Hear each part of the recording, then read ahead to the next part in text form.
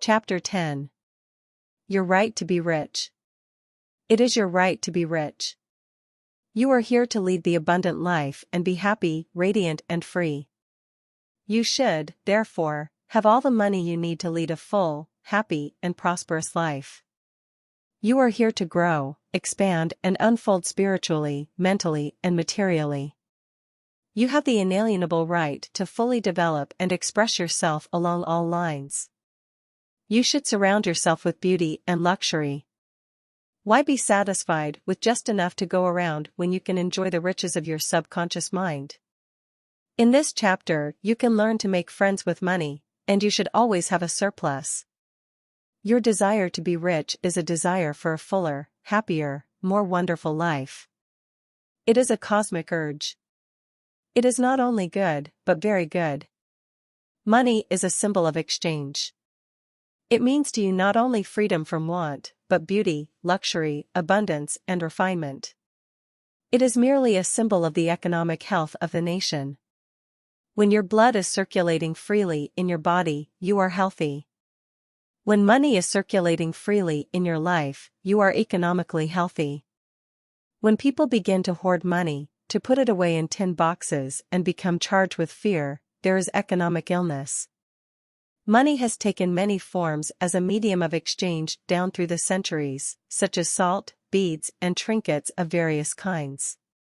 In early times, a man's wealth was determined by the number of sheep and oxen he had. Now we use currency and other negotiable instruments, as it is much more convenient to write a check than carry some sheep around with you to pay bills. How to walk the royal road to riches. Knowledge of the powers of your subconscious mind is the means to the royal road to riches of all kinds, spiritual, mental, or financial. The student of the laws of mind believes and knows definitely that regardless of economic situations, stock market fluctuation, depression, strikes, war, or other conditions and circumstances, he will always be amply supplied, regardless of what form money takes. The reason for this is that he has conveyed the idea of wealth to his subconscious mind, and it keeps him supplied wherever he may be. He has convinced himself in his mind that money is forever flowing freely in his life and that there is always a wonderful surplus.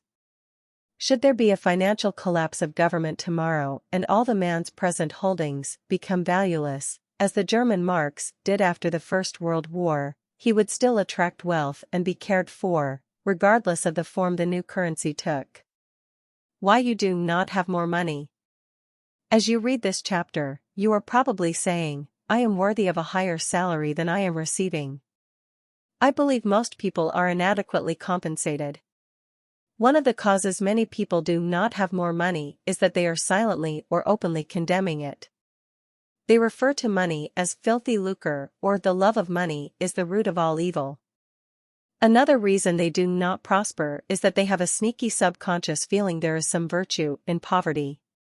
This subconscious pattern may be due to early childhood training, superstition, or it could be based on a false interpretation of scriptures.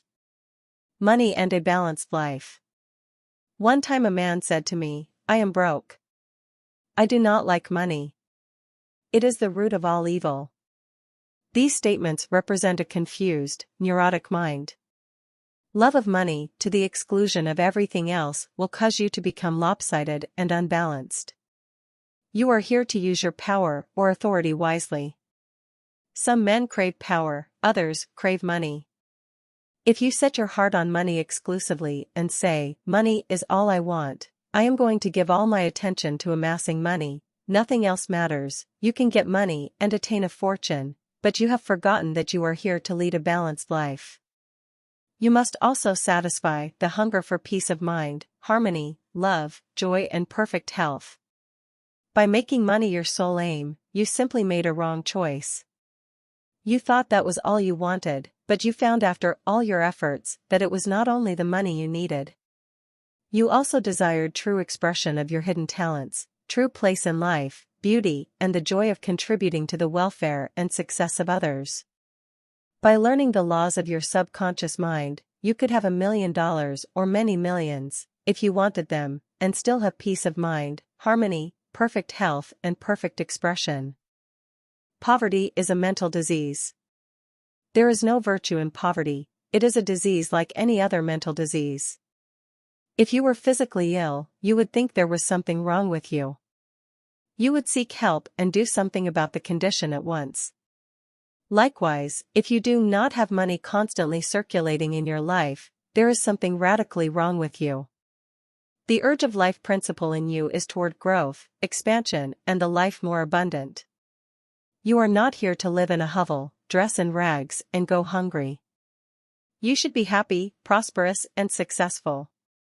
Why you must never criticize money, cleanse your mind of all weird and superstitious beliefs about money. Do not ever regard money as evil or filthy. If you do, you cause it to take wings and fly away from you. Remember that you lose what you condemn. You cannot attract what you criticize. Getting the right attitude toward money. Here is a simple technique you may use to multiply money in your experience. Use the following statements several times a day: I like money, I love it, I use it wisely, constructively, and judiciously. Money is constantly circulating in my life. I release it with joy and it returns to me multiplied in a wonderful way. It is good. Money flows to me in avalanches of abundance. I use it for good only, and I am grateful for my good and for the riches of my mind. How the scientific thinker looks at money. Suppose, for example, you found gold, silver, lead, copper, or iron in the ground. Would you pronounce these things evil? All evil comes from man's darkened understanding, from his ignorance, from his false interpretation of life, and from his misuse of his subconscious mind. Uranium, lead, or some other metal could have been used as a medium of exchange. We use paper bills, checks, nickel, and silver. Surely these things are not evil. Physicists and chemists know today that the only difference between one metal and another is the number and rate of motion of electrons revolving around a central nucleus. They can now change one metal into another through a bombardment of the atoms in the powerful cyclotron. Gold, under conditions, becomes mercury.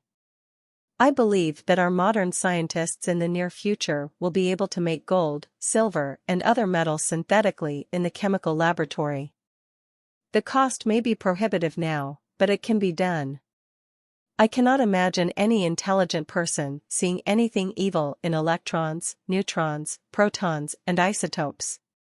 The piece of paper in your pocket is composed of atoms and molecules with their electrons and protons arranged differently. Their number and rate of motion are different. That is the only way the paper differs from the silver in your pocket. How to attract the money you need. Many years ago, I met a young boy in Australia who wanted to become a physician and surgeon, but he had no money. I explained to him how a seed deposited in the soil attracts to itself everything necessary for its unfolding, and that all he had to do was to take a lesson from the seed and deposit the required idea in his subconscious mind. For expenses, this young, brilliant boy used to clean out doctors' offices, wash windows, and do odd repair jobs. He told me that every night, as he went to sleep, he used to picture in his mind's eye a medical diploma on a wall with his name on it in big, bold letters. He used to clean and shine the framed diplomas in the medical building where he worked. It was not hard for him to engrave the image of a diploma in his mind and develop it there. Definite results followed as he persisted with his mental picture every night for about 4 months. The sequel of this story was very interesting. One of the doctors took a great liking to this young boy, and after training him in the art of sterilizing instruments, giving hypodermic injections, and other miscellaneous first aid work, he employed him as a technical assistant in his office. The doctor later sent him to medical school at his own expense.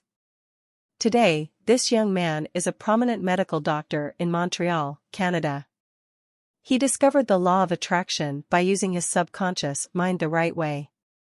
He operated an age-old law which says, having seen the end, you have willed the means to the realization of the end. The end in this case was to become a medical doctor. This young man was able to imagine, see, and feel the reality of being a doctor. He lived with that idea, sustained it, nourished it and loved it until through his imagination it penetrated the layers of his subconscious mind and became a conviction, thereby attracting to him everything necessary for the fulfillment of his dream. Why some men do not get a raise in pay. If you are working in a large organization and you are silently thinking of and resenting the fact you are underpaid, that you are not appreciated and that you deserve more money and great recognition, you are subconsciously severing your ties with that organization. You are setting a law in motion and the superintendent or manager will say to you, "We have to let you go." Actually, you dismissed yourself. The manager was simply the instrument through which your own negative mental state was confirmed. It was an example of the law of action and reaction. The action was your thought and the reaction as the response of your subconscious mind. Obstacles and impediments on the pathway to riches. I am sure you have heard men say, "That fellow has a racket. He is a racketeer. He is getting money dishonestly. He is a faker. I knew him when he had nothing. He is a crook, a thief and a swindler." If you analyze the man who talks like that, you discover he is usually in want or suffering from some financial or physical illness. Perhaps his former college friends went up the ladder of success and excelled him. Now he is bitter and envious of their progress. In many instances, this is the cause of his downfall. Thinking negatively of these classmates and condemning their wealth causes the wealth and prosperity he is praying for to vanish and flee away. He is condemning the thing he is praying for. He is praying two ways. On the one hand, he is saying, "Wealth is flowing to me now," and in the next breath, silently or audibly, he is saying, "I resent that fellow's wealth." Always make it a special point to rejoice in the wealth of the other person. Protect your investments. If you are seeking wisdom regarding investments, or if you are worried about your stocks or bonds, quietly claims, "Infinite intelligence governs and watches over all my financial transactions, and whatsoever I do shall prosper." Do this frequently and you will find that your investments will be wise. Moreover, you will be protected from loss, as you will be prompted to sell your securities or holdings before any loss accrues to you. You cannot get something for nothing in large stores. The management employs store detectives to prevent people from stealing. They catch a number of people every day trying to get something for nothing. All such people are living in the mental atmosphere of lack and limitation and are stealing from themselves peace, harmony, faith, honesty, integrity, goodwill and confidence. Furthermore, they are attracting to themselves all manner of loss, such as loss of character, prestige, social status, and peace of mind. These people lack faith in the source of supply and the understanding of how their minds work. If they would mentally call on the powers of their subconscious mind and claim that they are guided to their true expression, they would find work and constant supply.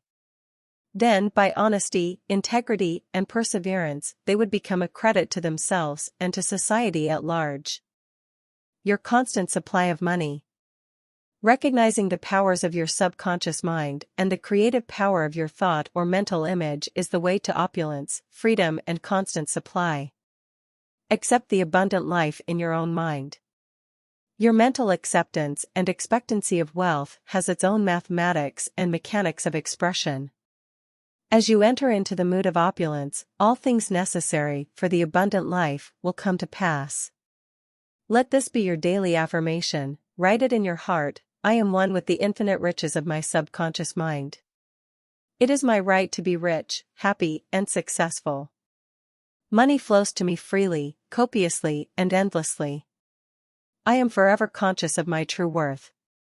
I give of my talents freely, and I am wonderfully blessed financially. It is wonderful." Step up this way to riches. 1. Be bold enough to claim that it is your right to be rich and your deeper mind will honor your claim. 2. You don't want just enough to go around. You want all the money you need to do all the things you want to do, and when you want to do them. Get acquainted with the riches of your subconscious mind. 3. When money is circulating freely in your life, you are economically healthy. Look at money like the tide, you will always have plenty of it. The ebb and flow of the tide is constant. When the tide is out, you are absolutely sure that it will return. 4. Knowing the laws of your subconscious mind, you will always be supplied regardless of what form money takes. 5. One reason many people simply make ends meet and never have enough money is that they condemn money. What you condemn takes wings and flies away. 6. Do not make a god of money. It is only a symbol. Remember that the real riches are in your mind. You are here to lead a balanced life. This includes acquiring all the money you need. 7. Don't make money your sole aim.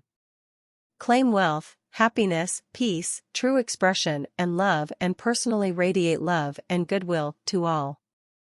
Then your subconscious mind will give you compound interest in all these fields of expression. 8. There is no virtue in poverty. It is a disease of the mind, and you should heal yourself of this mental conflict or malady at once. 9. You are not here to live in a hovel, to dress in rags, or to go hungry. You are here to lead the life more abundant. 10. Never use the terms filthy lucre or I despise money. You lose what you criticize. There is nothing good or bad, but thinking of it in either light makes it so. 11. Repeat frequently, I like money. I use it wisely, constructively, and judiciously. I release it with joy and it returns 1,000-fold. 12. Money is not evil anymore, so than copper, lead, tin, or iron which you find in the ground. All evil is due to ignorance or misuse of the mind's powers. 13. To picture the end result in your mind causes your subconscious to respond and fulfill your mental picture. 14. Stop trying to get something for nothing. There is no such thing as a free lunch. You must give to receive. You must give mental attention to your goals, ideals, and enterprises, and your deeper mind will back you up. The key to wealth is application of the laws of the subconscious mind by impregnating it with the idea of wealth.